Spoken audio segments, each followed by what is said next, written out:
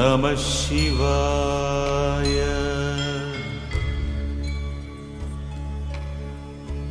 கேட்கும்போது மாட்டு வண்டிக்காரர் சொன்னார், வருவார் சாமி இருங்க. அப்புறம் கொஞ்சம் பேர் வந்தாங்க. வந்த உடனே இவர் அப்படியே பண்ணார். நான் பேசினா நிறைய கூட்டம் வரும்பா, இன்றைக்கி கொஞ்சம் பேர் தான் இருக்கிறாங்க, எப்படி அப்படின்னு கேட்ட உடனே மாட்டு வண்டிக்காரர் சொன்னால், ஐயா என்கிட்ட வந்து ஒரு 100 மாடு இருக்குது, 100 மாடு இருக்குது. நான் வந்து அந்த 100 மாட்டுக்கு சாப்பாடு எடுத்துன்னு போவேன். அங்கே போய் பார்க்கும்போது ஒரு 50 மாடு 75 மாடு மேய்கிறதுக்கு போயிடும். அப்படி போயிடுச்சுன்னா அந்த 100 மாட்டுக்கு நான் சாப்பாடு வைக்க மாட்டேன், அது இருக்கிற மாடு வரைக்கும் சாப்பாடு வச்சுட்டு வந்துடுவேன். புரியுதுங்களா? இருக்கிற மாடு வரைக்கும் சாப்பாடு வச்சுட்டு வந்துடுவேன்னு சொன்னோன்னே இவருக்கு கொஞ்சம் பொறி தட்டுச்சு. ஆஹா, என்ன ஒரு அற்புதமான ஒரு பதிலை சொல்லிட்டார். அப்போ நம்ம இருக்கிறவங்க வரைக்கும் பேசணும் அப்படின்ற ஒரு முடிவு வந்து கொஞ்சம் உற்சாகமாயிட்டார். சரி போகலாமா, தட்டு வண்டிய நேராக கோயிலுக்கு வந்துட்டார். கோயிலுக்கு வந்த உடனே அவர் தெரிஞ்சதெல்லாம் பேசினார். தெரிஞ்ச இலக்கணம், இலக்கியம், தொல்காப்பியா தெரிஞ்சதெல்லாம் பேசினார். பேசி முடிச்சு எப்பவும் பேசுறத விட அதிகமாகவே பேசினார். பேசி முடிச்சுட்டு மாட்டு வண்டிக்காரனை கூப்பிட்டு கேட்டார், ஏம்பா என்னுடைய சொற்பொழிவு நல்லா இருக்குதான்னு கேட்டார். அவன் என்ன சொன்னா தெரியுமா? ஐயா நான் வந்து சாப்பாடு எடுத்துகிட்டு போவேன், அங்கே இருக்கிற மாடெல்லாம் மேய போயிருந்தேன்னா இருக்கிற மாட்டுக்கு மட்டும்தான் சாப்பாடு போடுவேன் அப்படின்னா. இவருக்கு இன்னும் கொஞ்சம் ஆணவம் அடங்கி போச்சு. அதனால இன்னைக்கு வந்து இருக்கிறவங்களுக்கு வரைக்கும் மட்டும் பேச போறேன். சரிங்களா? திருச்சிற்றம்பலம், தில்லையம்பலம். இன்னைக்கு நம்ம 63 நாயன்மார்கள்ல வாயிலார் தொன்மயிலை இந்த குடியிலேயே ஆதி குடி, மிக சிறந்த பழைய குடி வந்து தொன்மயிலையா. நான் சொல்லலை, சேக்கலார் சாமி சொல்றாரு, தொன்மயிலை பதிவாள். அந்த மயிலாப்பூர் எப்படி இருக்கும்னா இப்ப இருக்கிற மயிலாப்பூர் இல்லை. அப்போ சம்பந்த பெருமான் அந்த திருவடி தேய நடந்து வந்த மயிலாப்பூர், பூம்பாவையை வந்து உயிர்ப்பிச்சு கொடுத்த மயிலாப்பூர். பாளையத்தில் பூம்பாவையை உயிர்ப்பித்த சம்பவம் எல்லாம் தெரியும் இல்லையா உங்களுக்கு? அந்த ஆலயத்துக்கு போயிருக்கீங்களா? யார் யார் போயிருக்கீங்க? கை தூக்குங்க. யார் யார் போயிருக்கீங்க? எல்லாரும் போயிருக்கீங்க. நீங்க எல்லாம் போய் சொல்றீங்க, நீங்க அந்த கோயிலுக்கு போகவே இல்லை. நான் சொல்றேன், அந்த அம்மா போயிருக்காங்க. என்ன சாட்சி கூடுவாங்க, நான் கூட உங்களை கோயிலில் பார்த்துருக்கேன். சம்பந்த பெருமான் பூம்பாவை எழுப்புன மயிலாப்பூர் இப்ப நம்ம தரிசனம் பண்ற ஆலயம் இல்லை. அந்த ஆலயம் எங்க இருக்குதுன்னு கேட்டா இப்ப இருக்கிற சாந்தோம் சர்ச்சு தான் அது. அந்த சாந்தோம் சர்ச் இப்ப இருக்குது இல்லையா, அந்த சர்ச்சில் தான் மயிலைப்புரி இருந்தது. மயிலாப்புரின்னு பேர், மயிலாப்பூர் ஆயிப்போச்சு, அப்புறம் மயிலைப்புரி. அந்த மயிலாப்புரி இன்னைக்கு இருக்கிற அந்த சாந்தோம் சர்ச்சு. அப்போ நம்மளை வந்து டச்சுக்காரர்கள் ஆட்சி செஞ்சுட்டு இருக்காங்க. நம்ம அடிமையா இருந்த காலம், இந்தியா அடிமையா இருந்த காலம். அப்போ போர் நடக்குது. அப்போ இந்த டச்சுக்காரர்கள்லாம் என்ன பண்றாங்க, ஆயுதங்களை கொண்டு வந்து இந்த ஆலயத்தில் இறக்கி வைக்கிறாங்க. அப்ப அங்க இருக்கிற ஆலய நிர்வாகிகள் வந்து இது மாதிரி பண்ணாதீங்க, எடுங்க, பூட்ஸ் காலெல்லாம் போட்டுட்டு உள்ள வரீங்களே, அதெல்லாம் தவறு செய்யாதீங்கன்னு சொல்லும் போது, இந்த ஆலயம் இங்க இருந்தா உங்களுக்கு வந்து பாதுகாப்பு இல்லை,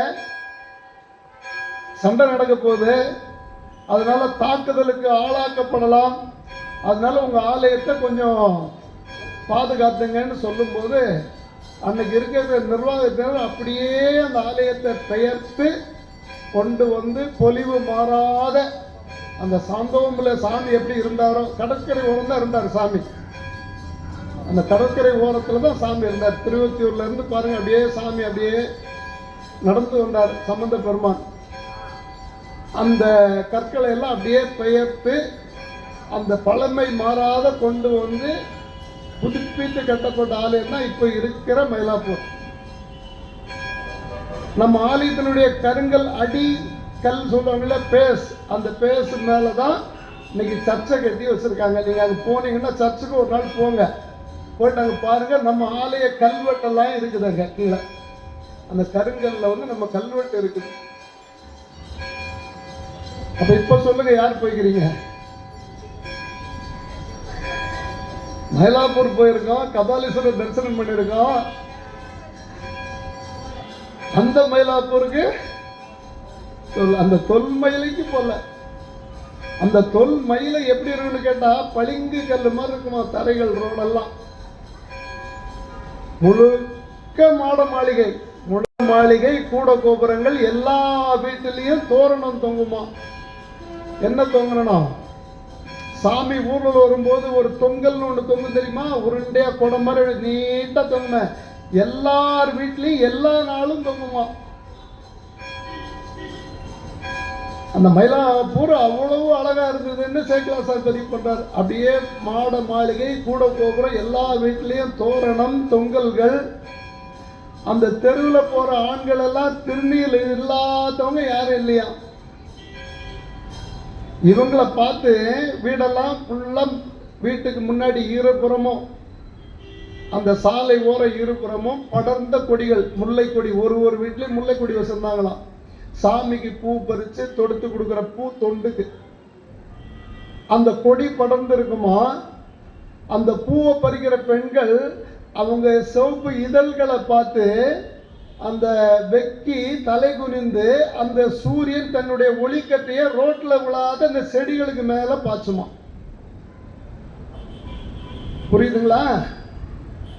பெண்கள் எல்லாம் நீண்ட கூந்தலோட தலை நிறைய பூ வச்சுட்டு போனாங்களாம்.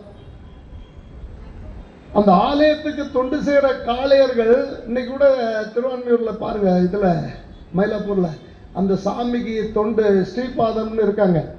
அந்த ஸ்ரீபாதத்தினுடைய தோள்களை பார்த்தீங்கன்னா அந்த தோளில் மட்டும் 15 கிலோ மசில்ஸ் இருக்கும். அந்த சாமியினுடைய அந்த தண்டு வடத்தை தூக்கி தூக்கி தூக்கி அந்த தோல் எல்லாம் திணை எடுத்து போயிருக்கும். இந்த போர்ல எல்லாம் இப்படி இருந்திருப்பாங்க, நம்ம படிச்சிருக்கோம். கலிங்காற்று படையில எல்லாம் இருந்துக்குது, படிச்சிருக்கோம். ஆனால் அதை வந்து மயிலாப்பூர்ல சாமி தூக்குற சீர்பாதம் தூக்கிகளை பார்த்தீங்கன்னா தெரியும். இந்த ஷோல்டர்ல இங்கே கழுத்துல இருந்து இருக்கும் ஷோல்டர் இப்படி. அந்த தண்டு வடமே வந்து ஒரு 200 கிலோ இருக்கும், 200-250 கிலோ இருக்கும் ஒரு தண்டு வடம். அதுக்கப்புறம் மேலே சப்பரம், அதுக்கு மேலே சாமி உட்கார்றது, அதுக்கு மேலே நந்தியம்பெருமா, அதுக்கு மேலே சாமி அப்படியே தூக்கிட்டு எப்படி ஆடி வருவாங்க பார்த்தீங்களா. மயிலாப்பூர்ல சாமி தாளாட்டுற மாதிரி வேற எங்கேயுமே பார்க்க முடியாது. அந்த அடியார் பெருமக்கள் அங்கேயும் இங்கேயும் போயிட்டு வருவாங்களாம்.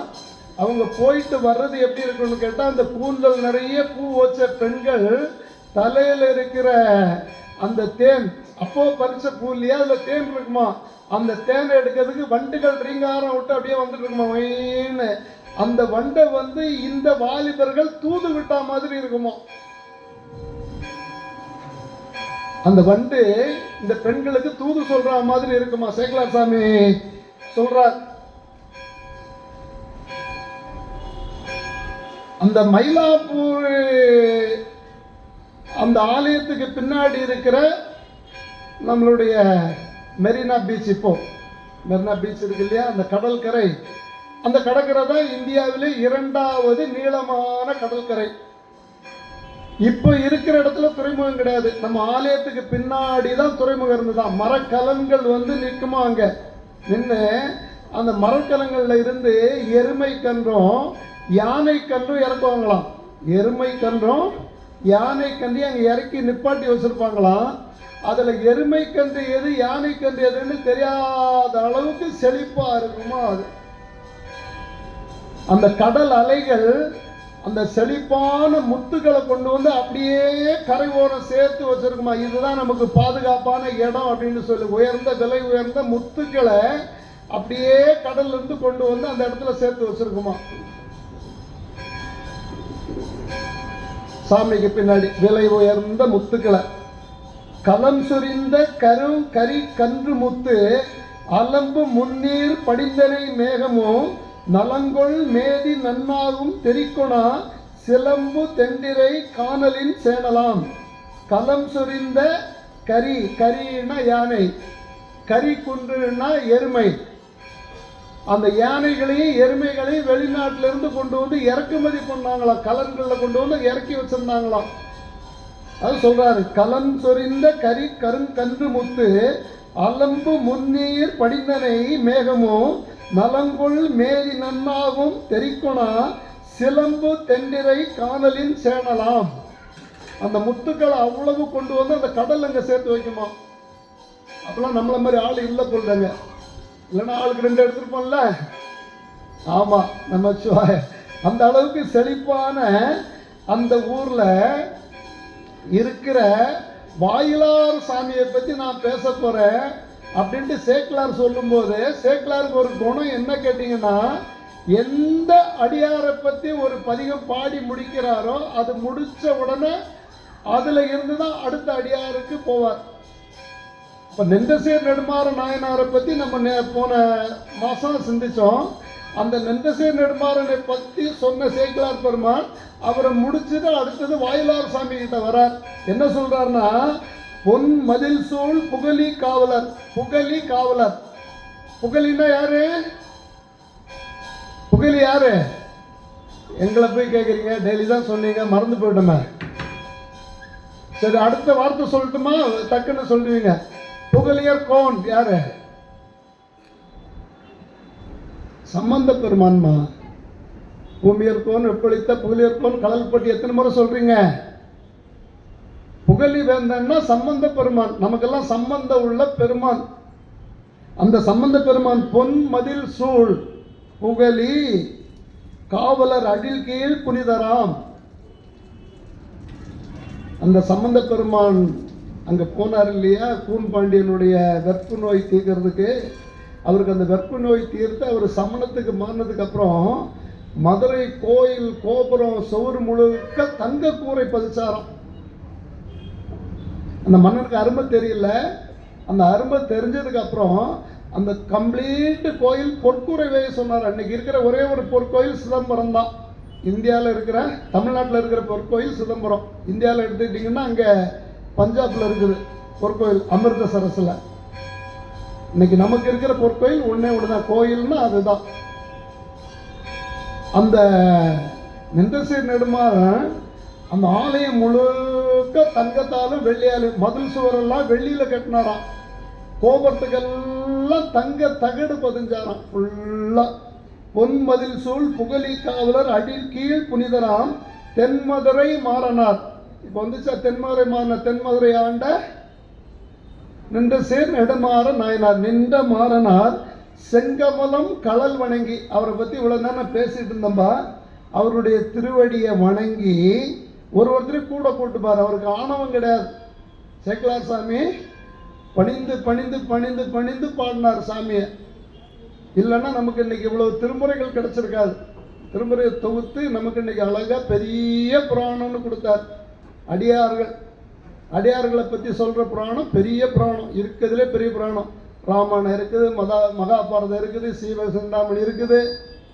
அதுக்கெல்லாம் இந்த பெருசு பெரியன்ற வார்த்தை கிடையாது. இவருக்கு மட்டும்தான் நமச்சிவாய பெரிய புராணம். கடல் வணங்கி பன்மணிகள் திரையோதும் பரப்பு நெடும் கடற்பரப்பை தொன்மையிலே வாயிலா திருத்தொண்டில் நிலை தொழுவோம். நீண்ட கடற்கரையை உடைய அந்த தொன்மையிலை அங்கு பிறந்த அந்த மூத்த குடி, அன்னைக்கு மூத்த குடி அது வேளாளர் குடி. வேளாளர் குடியில பிறந்தவர், திரு அவதாரம் செய்தவர் வாயிலார் நாயனார். வாயிலாறுன்றது அவருடைய பெயர் கிடையாது, அவருடைய குடி பெயர். இப்போ நம்ம சொல்லுவோம் இல்லையா, ஒருத்தருக்கு ஒரு பேர் இருக்கு, நெக் நேம் இருக்கு. அந்த நெக் நேம் தான் வாயிலார்.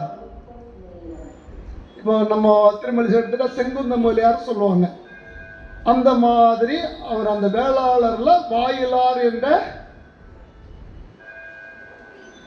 குலக்குடி வழி வந்தவர். தொன்மையான குடியாது. அதுல குலமகனாக பிறந்தார, குலமகனாக. அவருடைய தொண்டு என்னன்னா, இந்த வெளி பூஜைகள் எல்லாம் அவருக்கு விருப்பம் இல்லை. வெளி பூஜைகள்ல அவர் விருப்பம் இல்லை. 63 நாயன்மார்கள்ல இப்ப நாயன்மார்கள் 63 72 60 ஒரு டவுட் இருக்கு, இன்னைக்கு கிளியர் பண்ணணும். நாயன்மார்கள் மொத்தம் எத்தனை பேர்? 60 63 இல்ல 72?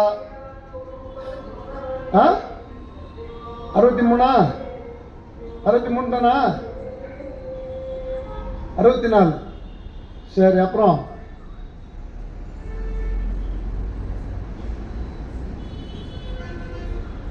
சுந்தரமூர்த்தி சாமிகள் பாடியது 60 பேரை பாடுறார். சுந்தரமூர்த்தி சாமிகள் பாடினது 60 பேர். அதுக்கப்புறம் வந்து சேக்கலார் சாமிகள் என்ன பண்றாரு, 3 பேரை கூட சேர்த்துக்கிறார். எத்தனை பேரு? அப்ப எவ்வளவு ஆச்சு? 63. அந்த 3 பேர் யாரு? சுந்தரமூர்த்தி சாமிகள், அவருடைய தாய் தந்தையர் சடைய நாயனார், இசைஞானியார். இதுல அந்த 63 நாயன்மார்கள் 60 பேரை பாடினான்னு சொன்ன இல்லையா, அந்த 60 பேர்ல வந்து அவருடைய அசிஸ்டண்ட தான் பாடுறாரு. சுகந்தாம்மா நண்பரை கூப்பிடு, புனிதாம்மா நண்பரை கூப்பிடு. அப்படி அதுல அந்த பதிகத்தை நல்லா நோட் பண்ணி பாருங்க. அதுல எத்தனை பேருன்னா, மார நாயனார், ஏனாதி நாயனார், கலைய நாயனார், மானக்கஞ்சாரன், திருக்குறிப்பு தொண்டர், அப்பர் பெருமான், குலச்சிறை, அப்பூதி, நமினிந்தி, சம்பந்தர், ஏயப்போர் கலிக்காமன், திருமூலர், கலிக்கம்மன், கலியன், கடல் சக்தி, வரிஞ்சியர்கோன், காடவர்கோன், நின்றசீர் நெடுமாறன், வாயிலார், காடவர்கோன், கலர்ச்சிங்கர், செருத்துணை நாயனார். ஆக இந்த 22 பேரையும் தில்லைவாழ் அந்தனர்தம் அடியாருக்கும் அடியன்றால அது மாதிரி செருத்துணை நாயனார் அடியாருக்கு அடியேன், இளையான்குடி மாறனானார் அடியாருக்கு அடியேன், இளையான்குடி மாற நாயனாருக்கு அடியேன் நாங்க பாடல. இளையான்குடி மாற நாயனார் அடியாருக்கும் அடியேன், மானக்கஞ்சாரர் அடியாருக்கும் அடியேன். அப்படி 22 பேரு அடியார்களுக்கு கூட இருக்கிற அடியார்களை பாடுறார் சாமி. 22 பேர். இப்போ 27 அருளாளர்கள் நமக்கு கொடுத்தது திருமுறை. இப்போ 60 பேரை பத்தி சாமி பாடினார் சொன்னேன். அதுக்கப்புறம் வந்து சேக்கலார் சாமிகள் 3 பேரை சேர்த்து 63 ஆகுனாங்க. இப்போ அதுல வந்து நான் 72ன்னு ஒரு குறிப்பு சொன்னேன் இல்லையா, அது என்ன 72? மொத்தம் 72 பேரை பாடியிருக்காரு. அதுல 9 தொகையடியார்களை பத்தியும் பாடியிருக்காரு சாமி. அந்த 9 தொகையடியார்கள் யாரு? நீங்க வீட்டுல போய் எண்ணி பாருங்க, புக்கை வச்சு எண்ணி பாருங்க எத்தனை பேரை பாடுறான்னு. தில்லைவாழ் அந்தனர்தம் அடியாருக்கும் அடியன். இன்னைக்கு தில்லையில் இருக்கிறவங்க தீட்சிதர்கள். அன்னைக்கு இருந்த அந்தனர் குடும்பம் 3000 குடும்பம் இருந்தது. அந்த தில்லைவாழ் அந்தனர்கள் 3000 பேர். இது தொகையடியார்ல வராங்க. தில்லைவாழ் அந்தனர்தம் அடியாருக்கும் அடியன். பொய்யடிமை இல்லாத புலவர்க்கடியன். பொய் அடிமை இல்லாத புலவர்க்கடியன். தலையே போனாலும் சாமியை தவிர வேற யாரை பத்தி பாட மாட்டாங்க. இவங்க தான் பொய் அடிமை இல்லாத புலவர். பொருள் தர என்னை பத்தி பாடுனாலும் பாட மாட்டாங்க. அன்பனே, அண்ணா, தம்பி, கண்ணே, மணி அதெல்லாம் கிடையாது. எது பாடினாலும் சாமியை பத்தி. இப்போ பொதுவில் ஏதாவது ஒரு பாடல் பாடணும்னா கூட அவங்க வந்து பொய்யா புகழ்ந்து பாட மாட்டாங்க. அன்னைக்கு அங்க இருக்கிற என்ன உண்மையோ அந்த உண்மையை பாடிட்டு அந்த உண்மையை மட்டும்தான் பாடுவாங்க. அது போன்ற பொய் அடிமை இல்லாத. நம்ம என்ன பண்றோம், வைரமுத்து ஐயா ஒரு பாட்டு எழுதியிருந்தாரு. அந்த பாட்டை ஒரு 2 படத்துக்கு பாட்டு எழுதுறாரு. எருமை பால் குடிச்சா ஏப்பம் வரும்னு, என்ன ஆட்டு பால் குடிச்சா அறிவழிஞ்சு போகும்னு, எருமை பால் குடிச்சா ஏப்பம் வரும்னு, காராம் பசும் போட்டி வாராண்டி தாய்மாமன்னு ஒரு பாட்டு. ஒரு எருமை பால் குடிச்சா ஏப்பம் வந்து சேரும்னு, ஆட்டு பால் குடிச்சா அறிவு அழிஞ்சு போகுன்னு, காராம் பசு ஓட்டி வாராண்டி தாய்மாமன்னு ஒரு படத்துல ஒரு பாட்டு. அதுல என்ன சொல்றான், பசு பால் பத்தி சொல்றான். ஆட்டு பால் குடிச்சா அறிவு அழிஞ்சு போயிடும்ன்றான். அதே வைரமுத்து அதுக்கப்புறம் ஒரு பாட்டு, பைசா தானே, பைசா கொடுத்தா எழுத போறாரு. அதான் கவிஞர்.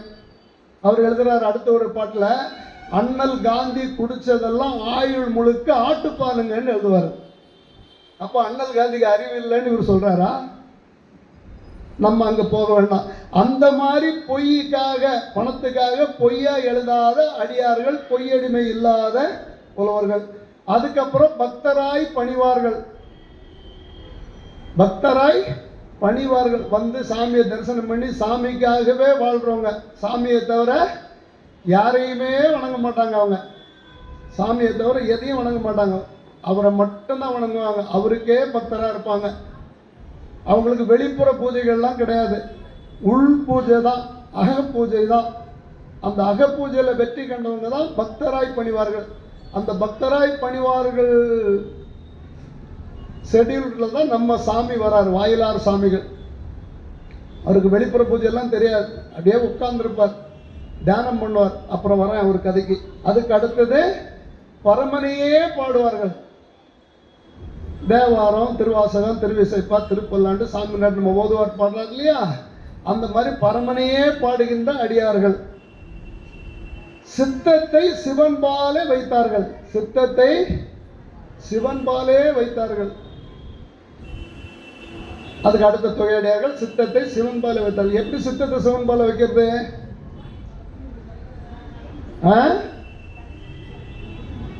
அவங்களுக்கு சிந்தை முழுக்க சிவபெருமான் தான் இருப்பார். உற்றாரை யான் வேண்டேன், ஊர் வேண்டேன், பேர் வேண்டேன், கற்றாரை யான் வேண்டேன், கற்பனவும் இனியமையும் குற்றாலத்து அமர்ந்து உரை கூத்தா உன் குறைகளற்கே கத்தாவின் மனம் போல கலந்துருகி.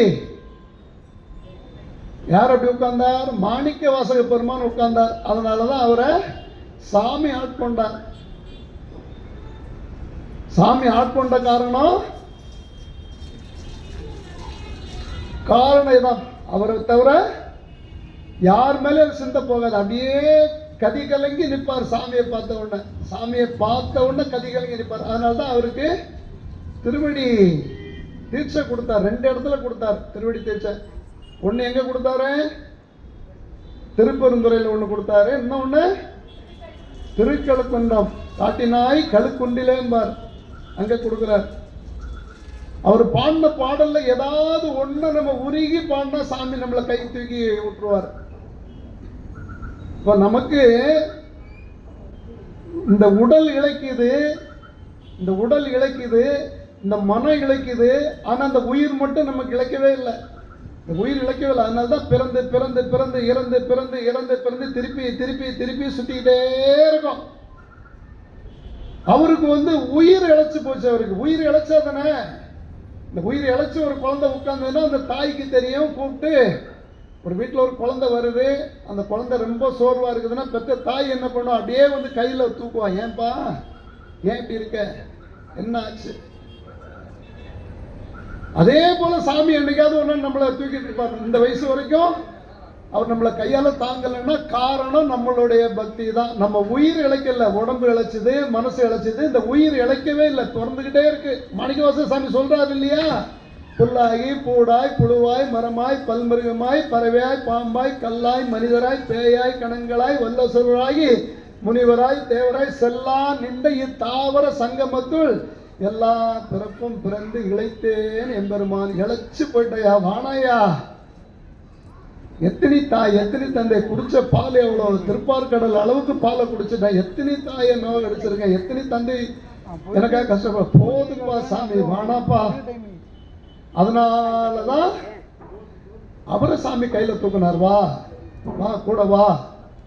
அந்த மாதிரி நம்ம இழைக்கவே முடியாது. கர்மான்னு ஒண்ணு இருக்கு. அந்த கர்மா யாரை எங்க கொண்டு போய் சேர்க்கணுமோ, எப்ப சேர்க்கணுமோ, எந்த வயசுல சேர்க்கணுமோ அந்த வயசுல சேர்த்து எல்லாத்தையும் அனுபவிச்சுட்டு தான் திருப்பி அப்படி அதுவும் ஒரு இறையருள் தான். அப்படி இல்லைன்னா திருப்பி அது கொண்டு பிறக்கணும். நல்லா புரிஞ்சுங்க. ஒரு ஆசையோட இறந்துட்டோம்னா அந்த ஆசைக்காகவே திருப்பி பிறக்கணும். அதனால எந்த ஊர்ல எந்த இடத்துல எங்க கொண்டு போய் சாமி சேர்ப்பாருன்றதும் தெரியாது. அது இந்த மண்டைக்கு புரியவே புரியாது. அவனுடைய எழுத்து எழுதுறது யாரு? படைச்சவன். தலையில எழுதுனது யாரு? பிரம்மா. பிரம்மா தல்ல எழுதிட்டாரு. எழுதுறது யாருக்காவது தெரியுமா? யார் தலையில என்ன எழுதி இருக்குதுன்னு யாருக்கும் தெரியாது. இப்ப உங்க தலையில எல்லாம் என்ன எழுதிக்குதுன்றத சொன்னா நம்புவீங்களா? இப்ப எனக்கு தெரியுது இங்க இருந்து பார்த்தா. ஆனா யார்த்தையும் போய் வெளியே சொல்லக்கூடாது. சொல்லுவீங்களா? இது ஒரு ரகசியம், பிரம்ம ரகசியம். அது சரியா? இங்க உட்காந்துருக்க எல்லாத்துக்கும் ஒரே மாதிரி தான் தல்ல எழுதிருக்காங்க. அந்த அம்மா கூட, அந்த அம்மா நேற்று இந்த கேள்வியை கேட்டாங்க. மடத்துக்கு வந்தாங்க, சேவை பண்ணிட்டு இருந்தாங்க. அப்போ அவங்கள்ட்ட சொல்லும்போது, பிரம்மா இன்னைக்கு உங்கள் தல்ல என்ன எழுதியிருக்கா தெரியுமான்னு கேட்டேன் அந்த அம்மாவை. சொல்லுங்கன்னாங்க. இன்னைக்கு என்ன எழுதியிருக்கான்றது நாளைக்கு சொல்கிறேன். நாளைக்கு ஆலயத்துக்கு வாங்க சொற்பொழிவுக்கு, அங்கே வச்சு அந்த நேரத்தில் என்ன எழுதியிருக்காருன்னு சொல்கிறேன். இப்போ உங்கள் எல்லாருக்கும் பிரம்மா இன்னைக்கு என்ன எழுதியிருக்கா தெரியுமா? ஆனால் யார்ட்டையும் போய் சொல்லக்கூடாது. சொல்ல மாட்டேன்னு யார் சொல்கிறீங்க? சொல்லுங்கள், இது ரகசியம். சொல்ல மாட்டீங்கல்ல?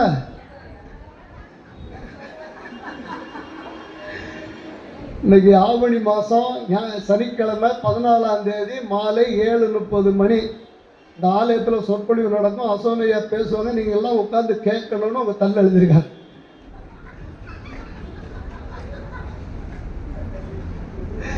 நேற்று உங்க தள்ள எழுதுறது 12:30 மணிக்கு நீங்கள் அங்கே உட்காந்து பார்சல் பண்ணணும்னு எழுதியிருந்தார். ஆச்சுங்களா? அப்போ தலையில் எழுத்துன்னு என்ன, கொஞ்சம் சிந்திச்சு பாருங்க. தலையில் எழுத்துன்னா என்ன, இதுதான் என் தலையில் எழுத்து, என்ன பண்ணுறதுன்னு எப்போ சொல்கிறோம், நம்ம எப்போ சொல்கிறோம் கொஞ்சம் சிந்திச்சு பாருங்க. பிரம்மா எழுதுனதெல்லாம் நமக்கே தெரியும். என்ன ஆகும்னா நாளைக்கு என்ன நடக்குதுன்றது தெரியாது. இப்போ பிரம்மாவனுடைய நம்ம எழுதுகிற தலையில் எழுத்துன்னு சொல்றது இன்னைக்கு நடக்கிற நிகழ்காலத்தில் நடக்கிறது தான் தலையில் எழுத்து. புரிஞ்சிச்சா? இன்னைக்கு என்ன நடக்குதோ, ஏதோ ஒரு தவறு நடந்து போச்சு, எல்லாம் என் தலையில் எழுத்து அப்படின்றோம். அப்போ இன்னைக்கு தலையில் எழுதுது அதுதான். அப்போ பிரம்மாகிட்டே ரகசியம் ஒன்றும் கிடையாது. நம்ம ஏன் நாளைக்கு போனோம்? நாளைக்கு நம்மளை பற்றி சிந்திக்கிறதுக்கு சிவபெருமான் இருக்காரு. இன்னைக்கு கதையை மட்டும் பார்க்கலாமே. ஆச்சுங்களா? அப்போ இன்னைக்கு உங்களுக்கு காலையில் நீங்கள் எந்திரிச்சதுலேருந்து இன்னைக்கு வரைக்கும் என்ன நடந்தோ அதான் பிரம்மா அவங்க தள்ள எழுதுனது. இதுதான் ரகசியம், தெரிஞ்சுக்க போங்க. யார்ட்டையும் சொல்லக்கூடாது, சொல்லிட்டுக்கிட்ட வம்பு. சரியா? இப்போ சித்தத்தை சிவன் பாலே வைத்த அடியார்க்கும் அடியன், சித்தத்தை சிவன் பாலே வைத்தார்க்கும் அடியன். இப்போ சித்தத்தை முழுக்க சிவபெருமான் மேலே வச்சவர் நம்ம குருநாதர் மாணிக்கவாசக சாமிகள். அவருக்கு அதை தவிர வேற எதுவுமே இல்லை, சிவத்தை தவிர வேற எதுவும் இல்லை. அப்படியே சிவமேன்னு வாழ்ந்தவர். ஒரு நாட்டினுடைய மந்திரியினுடைய முதல்வராக இருந்தார். மந்திரிக்கு முதல்வர்.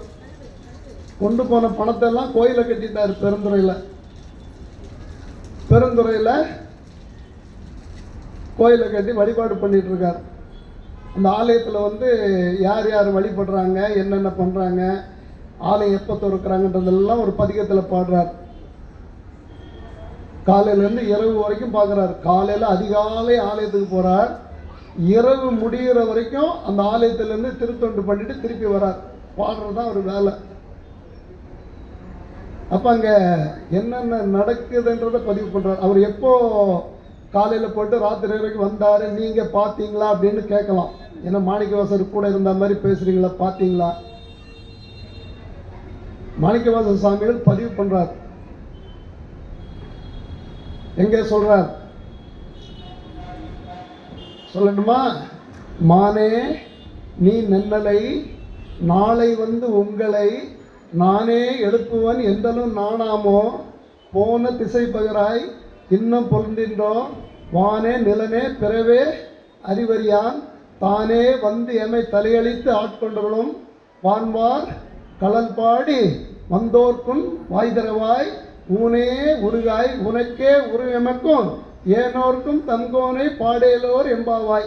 இப்போ இதில் சொல்கிறார். அவர் சாயந்தரம் இரவு நடமோடுற வரைக்கும் கோயிலில் இருந்தாருன்றதுக்கு ஒரு குழு கொடுக்குறாரு. இதில் எப்படி? காலையில் போனார், காலையில் கோயிலுக்கு போனார், அங்கே முடிச்சாச்சு, சாமி தரிசனம்லாம் முடிச்சாச்சு. ஆலயம் மூடுற நேரத்துக்கு சாமி வெளியே வர்றாரு. வரும்போது ஆலயத்தில் சாமிக்கு தொண்டு பண்ண பெண்கள் எல்லாம் பேசிக்கிட்டு போகிறாங்க. கொஞ்சம் சிந்திச்சு பாருங்கள். பெண்கள் எல்லாம் பேசிட்டு போகிறாங்க. மாணிக்கவாசக பெருமான் பின்னாடியே போகிறாரு. அப்போ 2 பெண்கள் பேசிக்கிறாங்க. அம்மா நாளைக்கு நீ காலையில் சீக்கிரம் வந்துடு. நான் சீக்கிரம் எந்திரிச்சார். இல்லை நீ எந்திரிக்க மாட்டேன், நீ தூங்கிடுவேன், நானே உன்னை எழுப்புறேன். எழுப்பின உடனே நீ கூட வந்துடு. 2 பேரும் கோயிலுக்கு போகலான்னா 2 குழந்தைங்க பேசிட்டு போகுது. இதை மாணிக்கவாச சாமி கேட்குறாரு. அப்படியே பதிகமாக பாடுறாரு. மானே நீ நன்னலை நாளை உங்களை நானே எழுப்புவேன் என்றாலும் நான் அந்த நாளைக்கு நீ எழுப்புறேன்னு சொன்னவா தூங்கிட்டு இருக்கான். புரிஞ்சிச்சா? அப்போ மாணிக்கவாச சாமிகள் காலையிலிருந்து இரவு வரைக்கும் அங்கே இருந்தார். இரவு வரைக்கும் ஆலயத்தில் இவங்க தான் சித்தத்தை சிவன் பாலே வைத்த அடியார்கள். சரி, சாயந்தரம் சொல்லிட்டீங்க, கோயில் முடிச்சுட்டு போகும்போதுன்னு சொல்லுவாங்க, நாளைக்கு சீக்கிரம் வந்துருப்பா, நான் உன்னை எழுப்புறேன். மாலையில் பேசுகிற பேச்சு இது. இப்போ காலையில் அவங்க வரல. அப்போ காலையில் இருந்தாருன்றதுக்கு என்ன குழு இருக்காங்க? காலையில் சாமி அங்கே கோயிலில் இருந்தாரா? நட திறக்கும் போது இருந்தாரா? இருந்தாருன்ற. அப்போ அதுக்கு ஒரு பதிகம் பாடி இருக்கணும்ல. சாமி கோயிலுக்கு வராரு. வரும்போது சாமியை பாடிக்கிட்டே வரார். சாமியை பாடிக்கிட்டே வரார். என்ன பாடுறாரு? இந்த உலகம் ஒரு நாள் அழிஞ்சிரும். சொல்லுங்க, தப்பா இருந்தாலும் பரவாயில்ல, சொல்லுங்க. சாமி வந்து அப்படியே ஐயனை வேண்டிட்டு வர்றாரு திருப்பரந்துறையில். இந்த உலகம் முடியும் போதும் அதுக்கு முன்னாடி இருந்த இறைவா உன் திருவடிக்கு ஒரு வணக்கம். இந்த உலகம் தோன்றதுக்கு முன்னாடி தோன்றிய உன் திருவடிக்கு எனது வணக்கங்கள். இந்த உலகெல்லாம் ஒரு நாள் அழிஞ்சு போயிடும், அன்னைக்கு மீதம் இருக்கிற உன் திருவடிக்கு என்னுடைய வணக்கங்கள். இந்த உயிர்களெல்லாம் உய்யும் பொருட்டு இந்த உயிர்களெல்லாம் காப்பாற்றிட்டு இருக்கிற உன் திருவடிக்கு ஒரு வணக்கம். உன்னுடைய தங்க தாமரை போன்ற திருவடி, அந்த திருவடிக்கு ஒரு வணக்கம். இந்த உயிர்கள்லாம் அழிஞ்சு பிரளய காலத்தில் ஒடுக்கத்துக்கு அப்புறம் திருப்பி நீ உயிர்ப்பித்து கொடுப்பி, அந்த திருவடிக்கு ஒரு வணக்கம் அப்படின்ட்டு சொல்லிட்டு நம்ம மாணிக்கவாசாமி உள்ள போறாரு ஆலயத்துக்குள்ள. எந்த பதியத்தில் சொல்றார் சொல்லிட்டுமா? சொல்லுங்க. போற்றியன் வாழ் முதல் ஆகிய பொருளே புலர்ந்தது பூங்கழல் இணை துணை மலர் கொண்டு எழில் நகை கொண்டு நின் திருவடி தொழுக சேர்த்துதல் கமலங்கள் மலரும் தன் வயல் சூழ் திரு பெருந்துறை உரை சிவபெருமானே ஏற்றுதல் கொடியுடையாய். அல்ல கடைசியில் முடிக்கிறார் பாருங்க. போற்றி அருளுகனின் ஆதியாம் பாதமலர், ஆதியாம் பாதமலர் போற்றி அருளுகனின் அந்தமாம் முடிவு, அந்தம் அந்தம்னா முடிவு, அந்தமாம் செந்தளிர்கள் போற்றி எல்லா உயிர்க்கும் ஈராம் இணையடிகள் போற்றி யாம் உய்ய ஆட்கொண்ட அருளும் பொன்மலர்கள். நம்மெல்லாம் நல்ல கதிக்கு போகணும்னா அவன் சிவன் கொடுக்கணும், அந்த திருவடியை காட்டணும். நமக்கு ஏன் காட்டலன்னா நம்ம வந்து உயிர் இழைக்கலன்னா இந்த உயிர் அடுத்த பிறவி இருக்குது. இந்த உயிர் இழைச்சி போச்சுன்னு அவனுக்கு தெரிஞ்சிச்சுன்னா வந்து திருவடியை காட்டிடுவான். வாடா, அதுக்கு இன்னும் எவ்வளோ காலம் ஆகுமோ தெரியாது, இன்னும் எத்தனை பிறவி எத்தனை தாய் தந்தையரோ தெரியாது. அது நம்ம செஞ்ச கர்மா. அங்கே சொல்கிறார், 3வது வரியில் சொல்கிறார், நம்ம வந்து காலைல கோயில் ஆலயம் திறக்கிறாங்க. ஆலயம் திறந்தவுடனே நம்ம என்ன சொல்லுவோம்? நான் காலையில் கோயில் திறந்தவுடனே உள்ளே போயிட்டேன், நான் தான் முதல்ல சாமி கும்பிட்டேன், நீ எங்கே போனேன்னு நம்ம கேட்போம் இல்லையா? அது ஒரு சந்தோஷம் தானே, சந்தோஷத்தில் கேட்கறது தான். நாங்கள்லாம் மயிலாப்பூர் கபாலீஸ்வரர் கோயிலுக்கு காலையில் கோமாதா பூஜைக்கு போவோம், பூஜைக்கு போயிடுவோம். அந்த வாசல் திறக்கும் போது கதவை நாங்கள் தான் தள்ளணும்னு நிற்போம். ஒரு நேரத்தில் அந்த கதவை தள்ளுறதுல ஒருத்தராக இருப்போம். பெரிய கதவு இல்லை, 25 அடி கதவு, அதை அப்படியே தள்ளுறதுக்கு நாங்கள் ஒருத்தராக நிற்போங்க. இப்போ போகல, இப்போ எந்திக்க முடியல, அது வேற. அந்த மாதிரி ஆசையில் பேசுறது. ஆனால் மாணிக்கவாசக சாமி பார்க்குறாரு, காலையில் கோயில் திறக்கிறதுக்கு முன்னாடி வாசலில் நிற்கிறார். திருப்பெருந்துறையில் தானே இருக்கார், அங்கேயே உட்காந்துருக்கார்.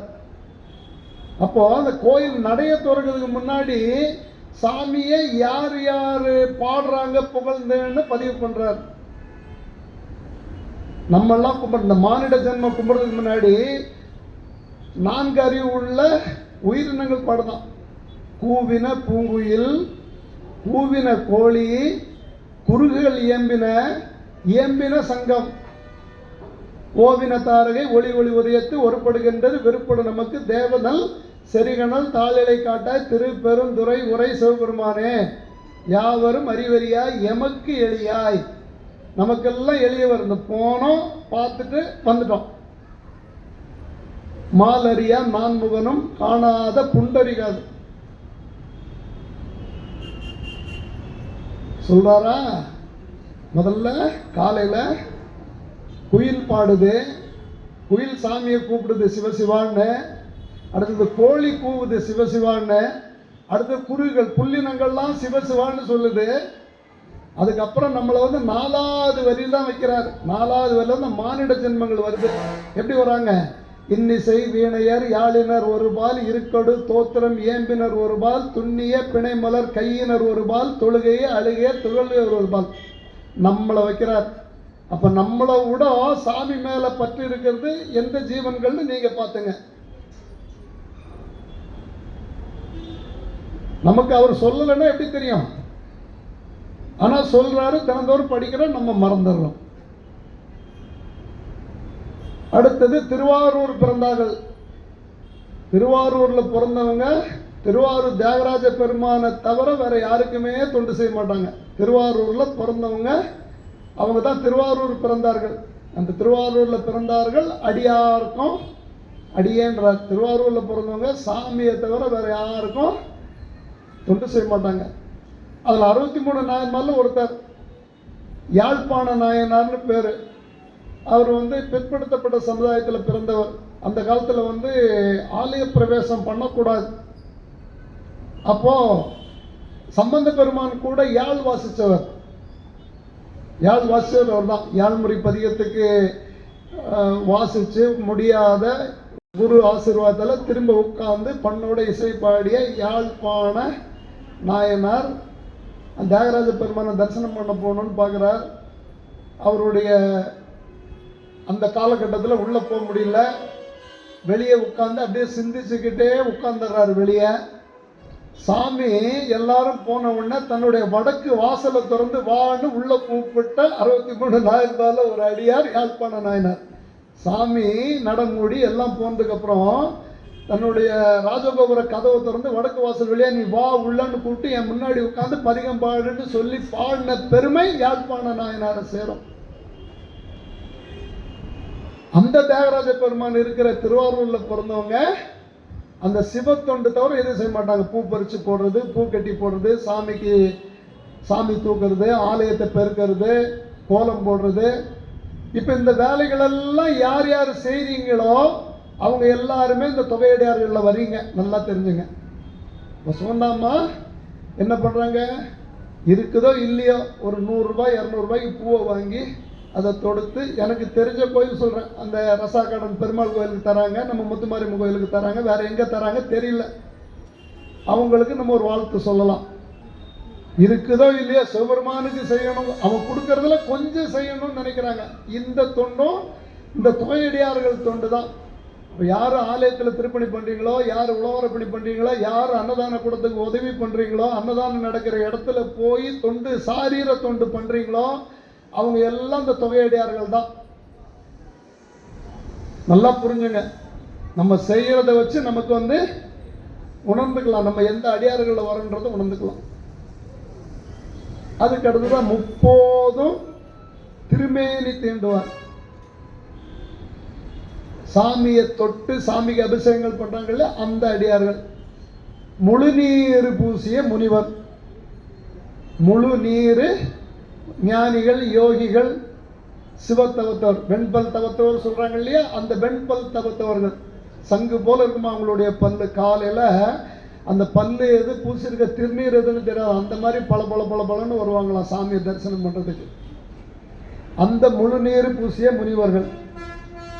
அதுக்கு அப்புறமா கடைசியில் வைக்கிறார், அப்பாலும் அடி சார்ந்தார். யார் அந்த அப்பாலும் அடி சார்ந்தார்? அதுக்கப்புறமா சாமியை வணங்குறவங்களா? பிரம்மாவுக்கும் விஷ்ணுவுக்கும் ஒரு சின்ன போட்டி வருது. அவங்க 2 பேரும் நீ பெரியவனா நான் பெரியவனான்னு பேசிக்கிறாங்க. பிரம்மா எங்கேருந்து பிறந்தாரு? பிரம்மா. விஷ்ணு எங்கேருந்து பிறந்தாரு? நீங்க சொன்னது விஷ்ணு.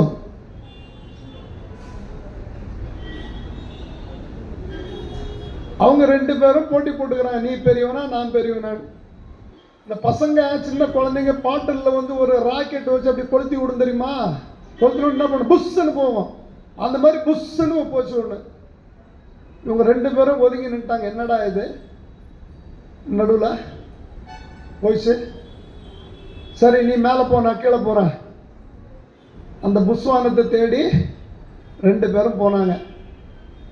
மேலே ஒருத்தர் போய் பார்த்துட்டு கண்டுபிடிக்க முடியாத அந்த தாளம்புக்கிட்ட நீ பார்த்தேன்னு சொல்லு அப்படின்னா அவரை கூட்டிட்டு கீழே வரார்.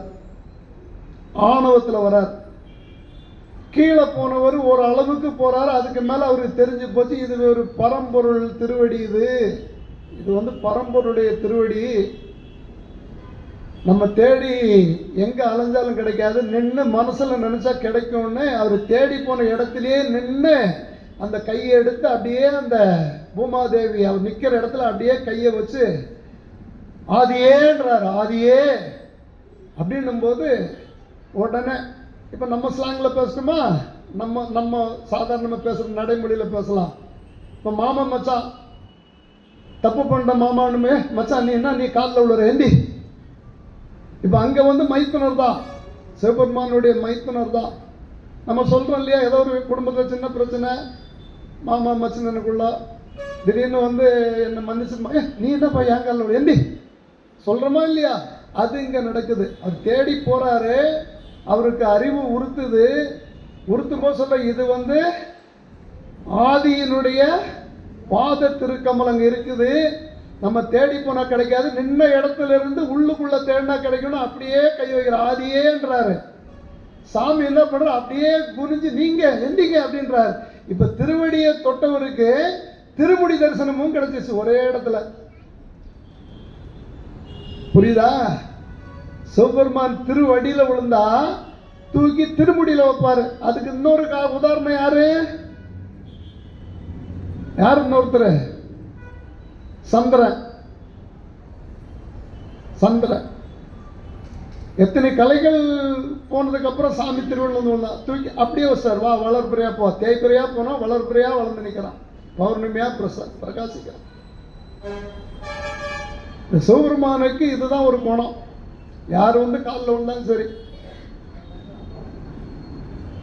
தூக்கி தள்ள வச்சுப்பார், வா வா வா. இப்போ அந்த திருவடியில விழுந்தாரு, ஆணவம் தொலைஞ்சது, அந்த திருவடியை தொட்டாரு, அந்த திருமுடியே தரிசனம் கிடைச்சிச்சு. இப்ப ஓசியில ஒருத்தர் கிடைச்சது யாருக்கு? பிரம்மாவுக்கும். தேடி போகும்போது கிடைக்கல, பணிவு வரும்போது கிடைக்குது அந்த திருவடி. அந்த பணிவு தான் அங்க இருந்தது. மாணிக்கவாசக பெருமாட்டியும் வாயிலார் பெருமாட்டியும். வாயிலார் வந்து அப்படியே உட்கார்ந்துருப்பார், தியானத்தில் உட்கார்ந்துருப்பார். 2 பேர் மனக்கோயில் கட்டினவங்க, ஒன்னு வாயிலார், இன்னொருத்தர் பூசலார். அப்படியே உட்கார்ந்துருப்பார். சாமிக்கு டெய்லி உள்ள இருக்கிற உணர்வு என்ற அந்த உணர்வு இருக்கு இல்லையா, அந்த உணர்வால சாமிக்கு அபிஷேகம் பண்ணுவாராம்.